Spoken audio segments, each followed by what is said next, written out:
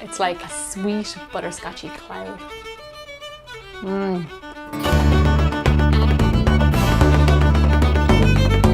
Hi everybody, I'm Gemma and welcome to another episode of Bigger Bolder Baking.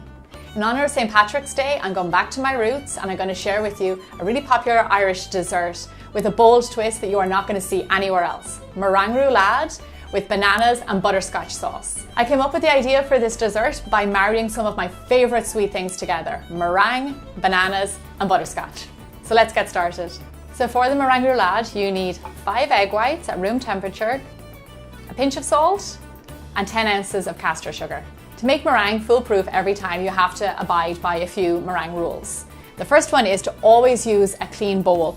Just wipe out your bowl, make sure there's no grease. One great tip for making meringue is have your egg whites at room temperature. They whip so much better. So start your eggs off on medium-high speed.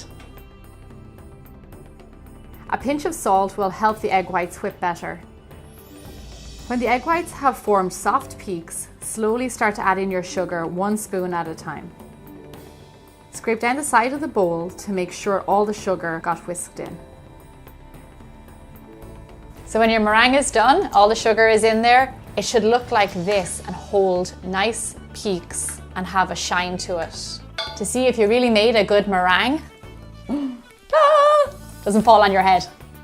To bake the meringue, you will need a baking tray lined with parchment paper and greased. And then just spoon your lovely meringue.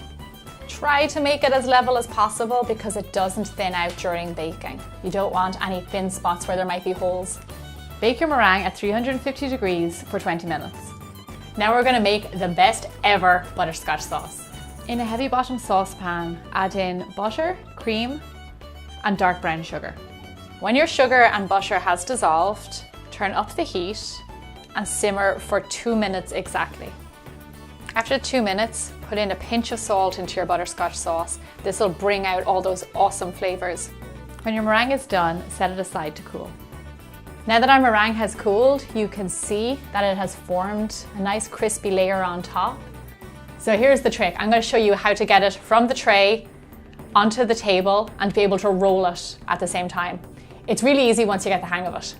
Lay cling film over the tray. Place a wire rack on top of it and flip over your meringue. Ta-da! Gently slide the rack out, leaving just the cling film. Peel away the parchment paper gently. If your meringue has any holes, don't worry, we can fix them when we roll it. Now for the fun part, we're going to start filling our meringue. So get some whipped cream, spread the cream all over the surface of the meringue. Now for our bananas. I like to peel open the banana and slice it on the skin. It's faster and less messy. Scatter the bananas generously all over the meringue.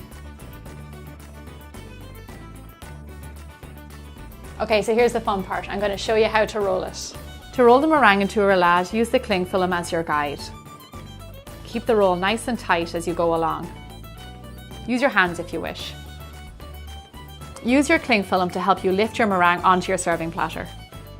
That looks amazing! And you see these cracks? Don't worry about those because once you get some icing sugar on there, butterscotch, you won't even see them. It's part of its charm. It's going to crack. It's meringue. It's rolled food.